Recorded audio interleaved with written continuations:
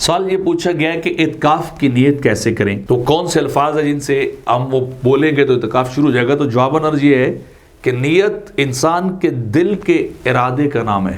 جب آپ ارادہ کر لیتے آپ کی نیت ہو جاتی ہے۔ کوئی مخصوص الفاظ، کوئی مخصوص کلمات یا کوئی مخصوص دعا ایسی نہیں ہے جس کے ساتھ نماز، روزہ، زکوٰۃ کی نیت کرنا فرض، واجب، سنت یا مستحب ہو، بلکہ کیا ہے دل کا ارادہ کر لینا ہی وہ کافی ہے۔ اگر آپ دل کا ارادہ کر لیتے تو بس آپ وہ ہے کیا بولتے ہیں کہ آپ کا کام وہ شروع ہو جاتا ہے۔ اس کے لیے آپ کو کوئی نئے لفظ یا نئی چیزیں ادا کرنا جو ہے ضروری نہیں ہے۔ ہاں البتہ مستحب یہ ہے کہ اگر کوئی کلمہ آپ کو مل جاتا ہے ایسا خاص کر جو کوئی حدیث کے اندر وارد ہے، میری نظر میں تو ایسا نہیں گزرا کہ انسان جو ہے وہ اس کی نیت کرے تو پھر انسان کا اعتکاف شروع ہوگا۔